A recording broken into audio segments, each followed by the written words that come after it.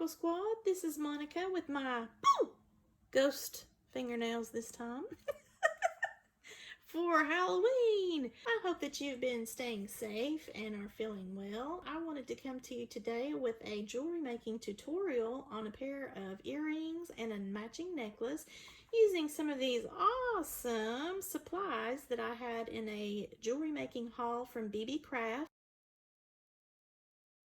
If you want to see what these individual items are, I will have them linked below in my description, but I'll also have that link to the video if you'd like to go and see each individual product a little bit more up close and personal. I've got some of these crystal drops, some of these cool leaf beads here that have different colors of leaves on them, and they're kind of a frosted glass. I've got some glass pearls in fall colors, some flower beads, and I'm going to be using the olive green color today. This is actually some red violet dyed agate. It's a dragon's vein agate, and I'm going to be using that in my design along with the copper components here. And if you check out that video, I go and show you each little individual ones. That's what these little things are right here. Stay tuned and see what I wind up creating here on my boo-rific, sparkle-tastic, spooktacular jewelry making tutorial with my sponsor, Beebeecraft. Let's get started. Now what we have are some jewelry making tools, all of my little pliers, my cutter, my crimper. I have a measuring tape here because even though I'm going to be using my bead board that has measurements on it, I like to use these because one, especially when I'm teaching a class, it's very easy for people to be able to wrap this around their neck and kind of judge the size that they would like for a particular design in a necklace.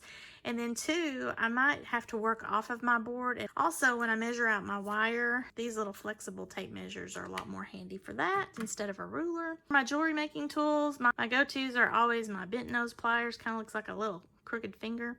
And then my chain nose pliers. These are more narrow than the regular flat nose pliers. The flat nose is more broad, whereas this is narrow, so I can still get into tight places that I need to, but I typically use this to hold and steady whatever I'm doing, and the bent nose pliers does all the action. Then the other tools that I have are my flush cutters, my good old flush cutters, because I'm going to be cutting my bead wire here, so I'll need something that's, when I make the cut, it will keep the wire from unraveling because it'll be nice and flush. And my lovely little crimping tool here. And here are my beads. I'm going to begin to lay out my pattern. Those of you that have not used a beading board, let me do a little brief tutorial on that for you. We've got 3 of the trays here on this particular style of bead board. Now this goes up to 13 inches on the board here on either side. So it's not a 13-inch necklace, it's doubled. So and technically if you go all the way up to the 13 on both sides, you're going to have a 26-inch necklace. And of course each of the markings here, the numbers that you see, are exactly 1 inch as you go up. Now these are centimeters measurements here, and I don't ever typically use this measurement here inside, but that is available to you if you want. This also helps for you to decide, how you're going to lay out your beads, because now you can lay them on your board, and depending on if you're going to have a 1 or 3 strand necklace, you've got these different trays here that you can do. If you're going to have a 1 strand necklace, then you need to use this outer tray here, and you're going to use the inner trays for additional strands if you're going to have a multi-strand necklace. Now, as you go into the board on each additional tray, you lose 1 inch because it needs space in between how these strands are going to lay on the chest. Just keep that in mind as far as how much bead stringing wire you're going to be using. I typically like to give myself 2 to 4 inches of extra wire. You might have to use a little bit of extra wire, and you don't want to get all the way to the end of your design and be like, no, I need more wire. This is very colorful, yes. It's almost like a fall rainbow. Now what I want to do is put some string into these beads. I'm going to have to create some little dangle drops with my teardrop beads right here. So I'm going to have to come in with some copper head pins, do some little drop work here in my simple loops, so that way I've got a way to put it onto my bead stringing wire here that I'm going to be using. And this is a 7-strand wire, and this is an autumn brown from Soft Flex, and I got this stuff on on their clearance, so I'm not sure that it's available right now, but I'm going to try this. Now, even though it doesn't look even, that's because the weird shape of the flower beads that I have at these different points of my necklace is kind of pushing up against the little spacers, the copper spacers that I've got. So it's not exactly laying flat, but in general, this should get me up to a 22-inch necklace. So I'm going to go ahead and cut 26 inches of the wire. Now the reason why I do that is so I have a little bit of extra wiggle room on either side. Typically what I do is have 2 inches of extra wire on either side. So if I'm doing a 22-inch necklace, which I start at the 0 point right here, and I go up to wherever my beadwork and my design stops, and I'm almost to the 11 on this side. So again, that's just how these are laying. You want to kind of be careful about that. If you don't have any odd shaped beads, it's going to be exactly even. So I'm going to have a 22-inch necklace because I've got 11 and 11. We started at the 0 point, went 11 inches up on both sides, so that's a 22-inch necklace. Now, something else I could do is add some little seed beads here on the end because you want to get smaller as you go towards your neck if you have any kind of sensitivity at all. I'm just going to leave it like this because it's smooth glass pearls and not any kind of metal up against my neck because no one's going to see it on the back anyway.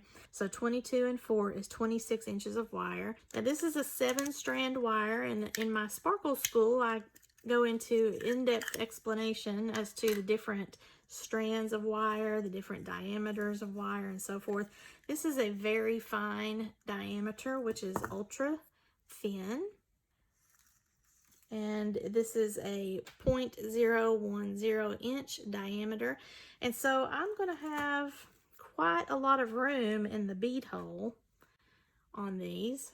Typically, a regular bead hole is about 1.5 or up to 2 millimeter hole. And if your wire is really small, you're going to have a lot of loopity-loopity-loop going on with the movement in your piece, depending on the other beads that you have. Now, because all of my beads are this 8 millimeter size, I'm not going to have that much of the wiggle room because everything is filled in. I don't have like small beads, ultra small beads, big chunky beads going on in this multi-colorful design here. So I'm going to be just fine using this. Now, typically, whenever I'm making my regular jewelry, I will be using my other 7-strand or my 19-strand wire, and they're going to be a 0.015 or a little bit further, like a 0.018, so that its diameter fills the holes of my beads as much as possible without being so stiff that you don't have any movement in your piece. I need to finish off one of the sides of my bead stringing wire so that I can go ahead and string my beads on, right? However, this is a copper wire, and I don't typically like to mix my metals, but I am out of the copper crimp tubes and crimp beads, or at least if I have them, I cannot find them since I have not been able to unpack my craft room yet. You can go ahead and use your silver or your gold, whatever color that you have. I'm using a size 2, so I just grabbed my silver plated, and I'm going to go ahead and use that. The reason being, because I'm going to finish it with the copper crimp covers. That way you will never see the crimp tube. So for my little bead drops that I've got here, I think what I'm going to do is I'm going to grab some little copper round beads, and I'm going to put that on. So I'm just going to use a short, I think this is 1.5 inch head pin. I normally like to use the lot longer ones, but I'm going to do a simple loop instead of a wrapped loop because I don't need it to be wrapped on this design. The goal is to try to have several of these. You don't want big, huge loops, so you want to try to keep them relatively small, relatively the same. They're not going to be exact because the nature of being handmade is that everything that you do is going to be slightly different. I'm just going to hold the beadwork again up against my finger, and then use now my chain nose pliers just so that I can bend, get like 45-degree angle is okay, 90-degree is better. So as much as possible as you can get it to be without the bead flying off on you. Trim it down. So about right there. I'm calling that 1/4 of an inch, but I don't know if it really is. Get my round nose pliers back here, and then roll it towards myself and try to keep it on the same little area. So this one, I cut it too short, and then I've got my loop is wonky, but everything is still going to work, and I've got it really kind of small compared to this loop.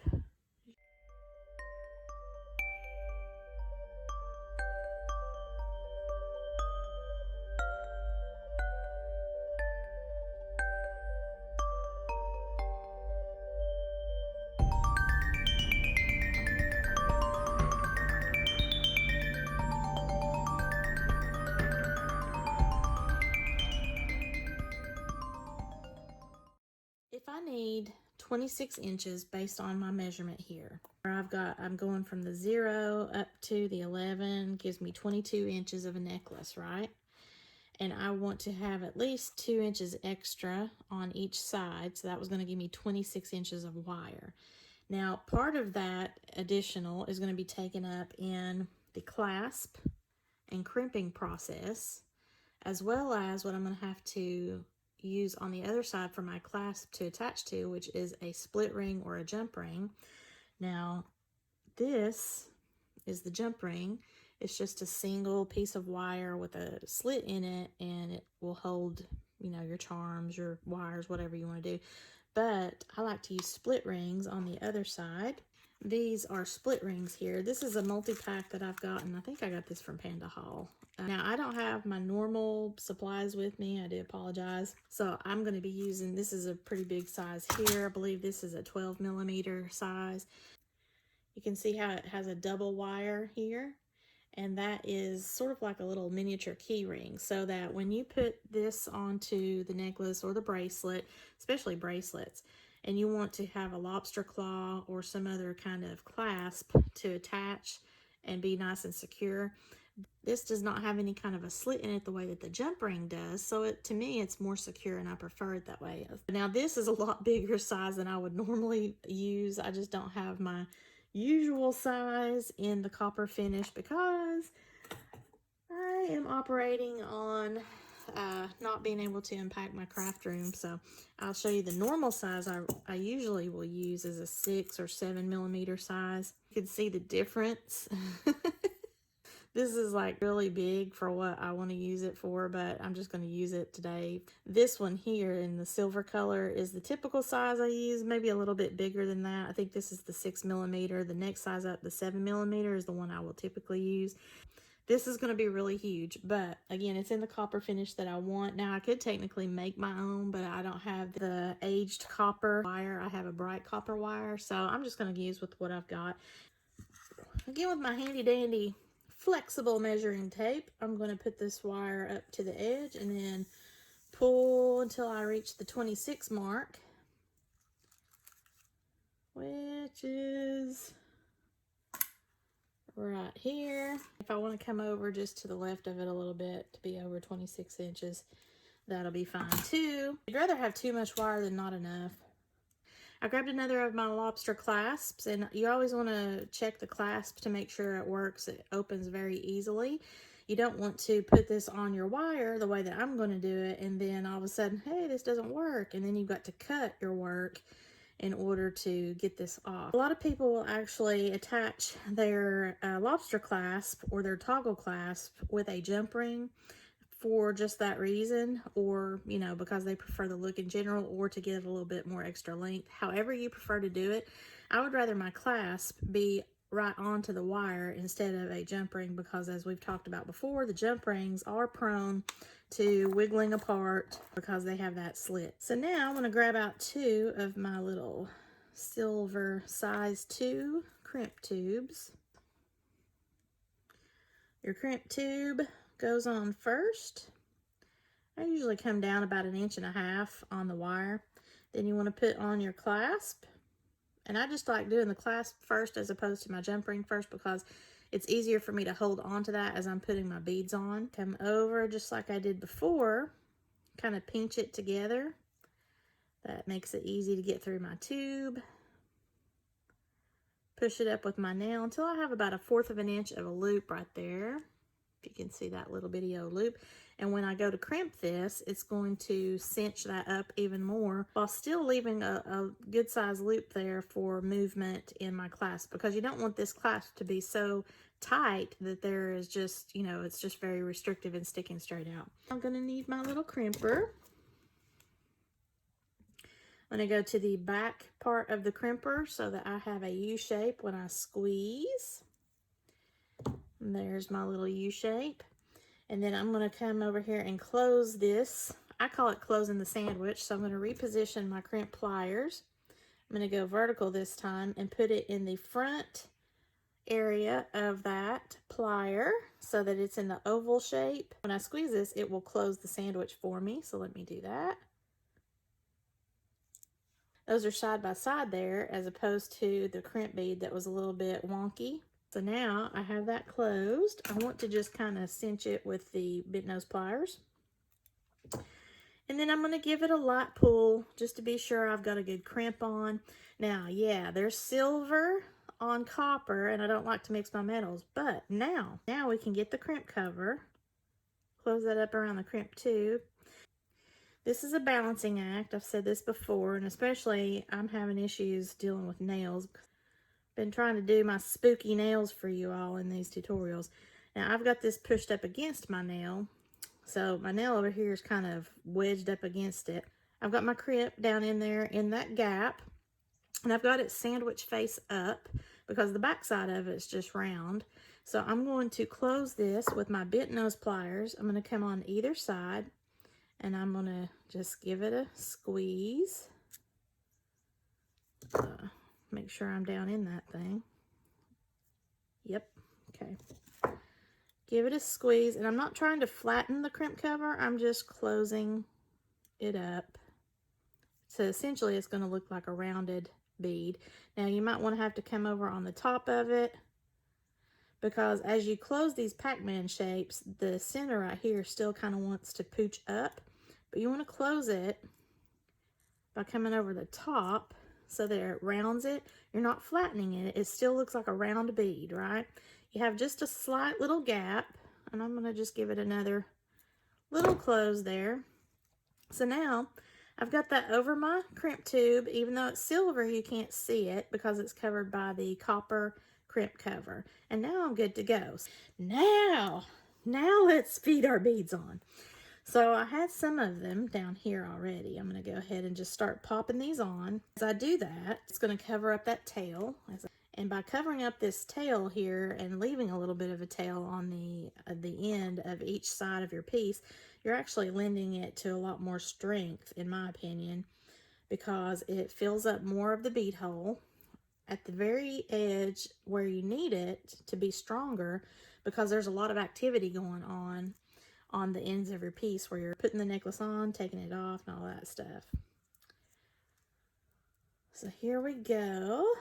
I'm just going to follow my pattern that you see here on the board all onto my beading wire. When I get to the bead drops, I'll slow the footage down a little bit so you can see what I'm doing with that. Now, because I haven't done this design before, I don't know exactly how my bead drops are going to look on the other sides of my little green flowers. So I may wind up changing that up just a little bit once I see one of them go on and see how it's going to lay. But otherwise, what you see right here is what's going to happen on my bead stringing wire.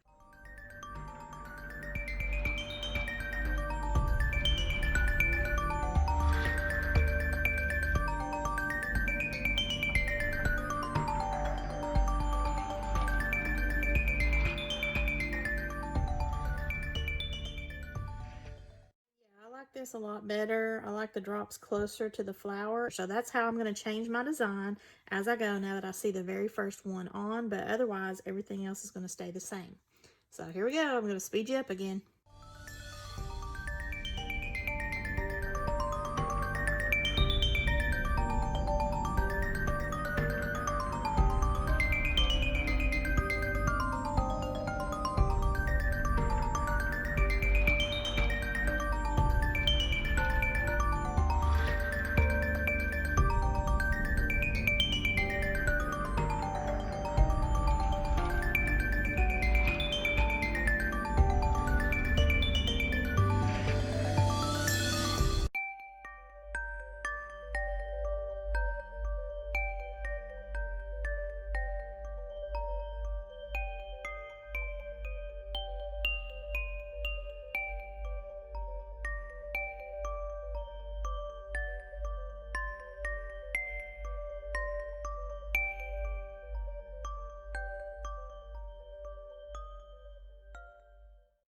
Got everything strung onto the wire, and I've got all of my little drops, and I do like the way that this looks a little bit better than the other way. I've got to put the split ring onto this end of my necklace over here so that I can wear it.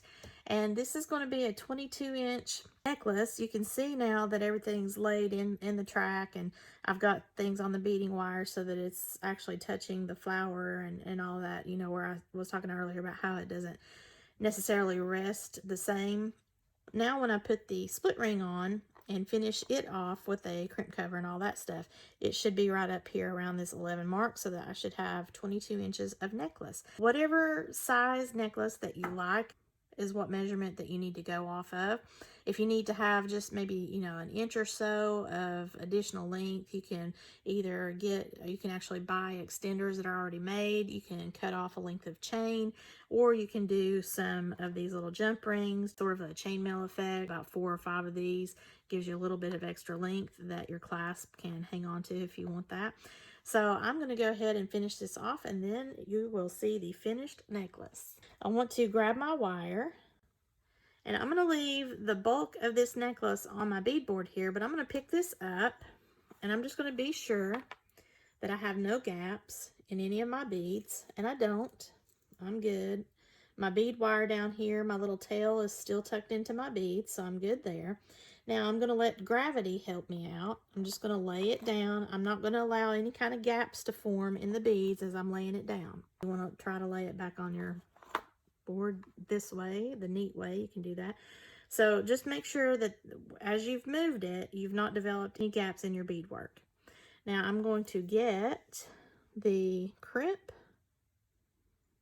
I'm going to get the rather large split ring. Good thing about these split rings also, let's say down the road I am able to find my normal sized split rings for the copper, or I buy some and I decide, you know, I don't want to leave this big thing on my necklace. I'm going to change it out. All I need to do is get in there just like I'm taking a key off, and just take this off and then feed another one on in the proper size. And even though it's on the wire, as long as you're not violent when you're doing this, you should be able to easily get that off and then put another one on without having to cut your wire or do anything like that.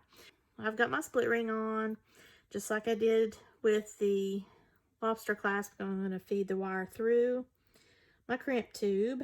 Now, as my wire gets through the crimp tube, you see I've got a bunch of wire on this side. Now I'm going to kind of get this crimp tube up and out of my way just so that I can start to feed the wire through some of these beads on the end like I did before. And where this is handy is that it becomes easier for you to grab hold and then pull the slack out of this wire and then get relined up. So there's me 3 beads. I let the gravity keep my necklace on the board. I don't have big gaps happening in my beads because I've not been moving the entire necklace all over the place. But I'm going to take my bent nose pliers and grab the edge of that wire. I'm going to hang on to my split ring up here, and I'm just going to lightly pull the slack out, and I need to take my thumbnail and push that crimp back down until I get all of that space out of the necklace. And if you need to pull it back up slightly, just be sure that you don't have any gaps further down the line, and you shouldn't. So I've got all of that wire now pulled through those beads. I want to keep the same size loop-ish on around the split ring, so I think that'll be good, about 1/4 of an inch, because I like to kind of operate that. Now, because you have just the slightest gap, because you're holding this wire out through the beads, you're going to have just a hair of a bigger loop, or a little bit more movement on this end of your piece because of that little gap. But you don't want to have a huge gap in between these 2 beads, because when you go to cut that wire off, it's going to cause a big hole in your piece. So I just try to get it down as far as I can. You don't want it to be tight. You don't want to have this crimp on top of your split ring, or if you're doing your clasp at this point, on top of your clasp, because when you go to crimp this, it's going to close this loop up and it's going to be really tight, and you're not going to have it set properly. I'm going to crimp it just like I did before. So I'm going to get in here and put it in the back channel. Give it a squeeze to make that little U shape. Then I'm going to come up and over on top of it into the oval to close the sandwich. I'm just going to kind of lightly pull with my fingernails. If there's any movement at all once you've done this, then that means it's not gotten crimped.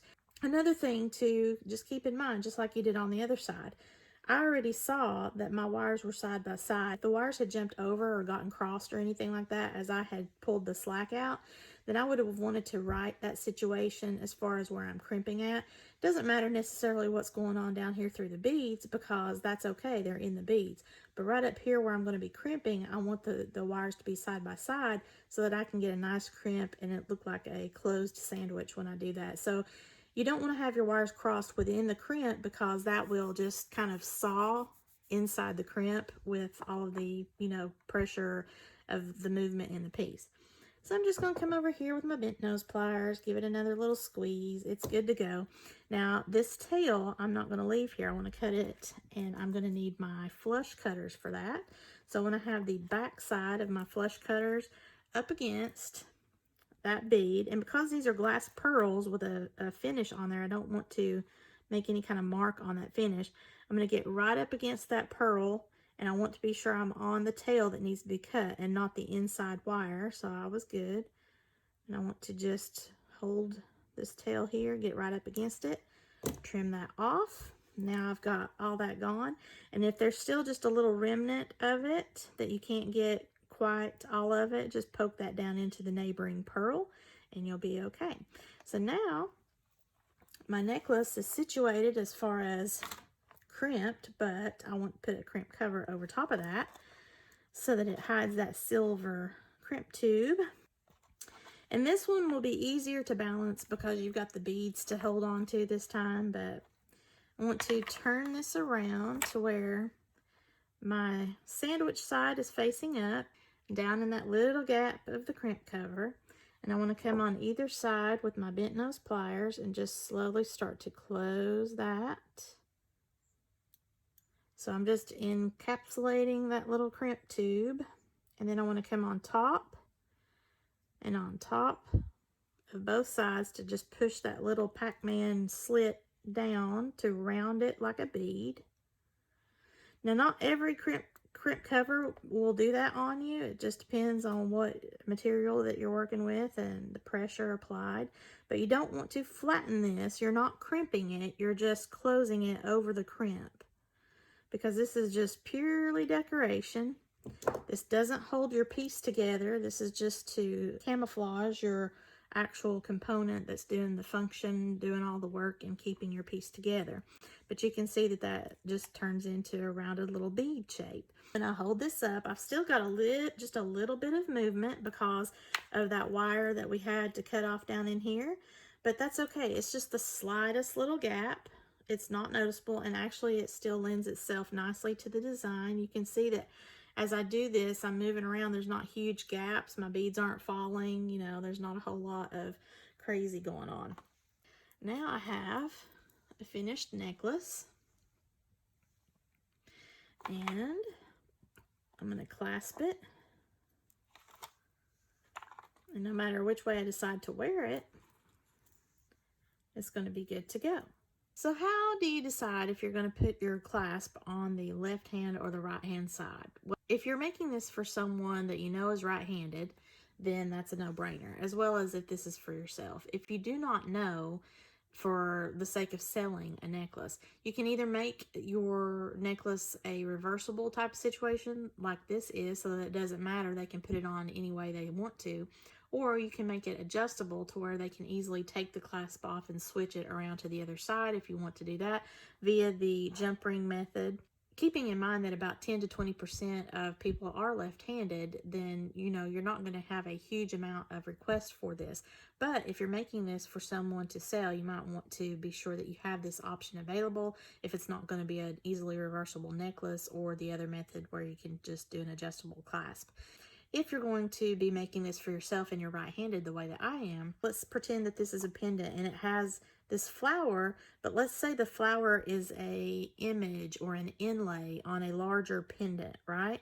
So I want that pendant to be facing the world whenever I wear it. Because I'm right-handed, that means that when I take this off of my beadboard and put it on me, our pretend pendant that I'm looking at right now then has to change direction as I put it on my body, so that it can be facing outwards.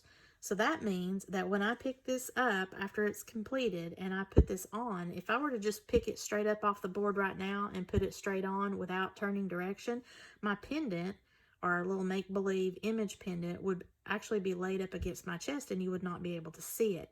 So you're going to be turning this work in laying out your design, putting this on the bead stringing wire. I'm a right-handed person. I typically always just go ahead and lay my lobster clasp on the left side of my board, and then the split ring is going to be on the right side of my board. So I have to turn my piece around in order for me to put it on, and that would be okay for the pendant scenario, because now my pendant, as I'm putting it on, my clasp is in my right hand like it should be, and my pendant is facing outward so the world can see it. So I hope that makes sense. If you're left-handed, it would be just the opposite. Again, because this is a reversible style necklace, meaning that all of this is the same no matter which way you turn it, as far as I'm not losing any value or aesthetic by me wearing it one way or the other. It's reversible in a sense. Here are my little ghost earrings that I made. I have a tutorial for that as well. I'll link that below. I just love those. Aren't they cute? My little ghosties. Look, I've got ghost fingernails now.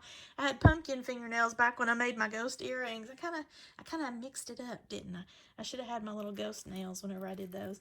Let me know what you think about this colorful, spooktacular, sparkle-rific design. I think it's really cute. It's got a lot going on, but of course, it's fun, it's sparkly, and what else can you do on Halloween, guys, right? My Canadian friends will like the maple leaves, right? Okay, I hope so. I hope you enjoyed this tutorial, and please come back to watch the earring tutorial, which I will also have, and I will post it next Sunday. Any of the items here that you see from Beebeecraft will be linked below in this description. Also, the jewelry making haul where I got all of this good stuff and you can get more details will be linked below. If you enjoyed my tutorial, please give me a thumbs up and let me know below in the comments. Please also share this video to your friends and family that may be interested in beading, jewelry making, or any kind of fall Halloween related vibe there with the jewelry. I would appreciate that, as well as my little ghost earrings over here. And subscribe if you've not already. Thank you so much for your time, and have a spooktacular, sparkle-rific Halloween, y'all. Bye!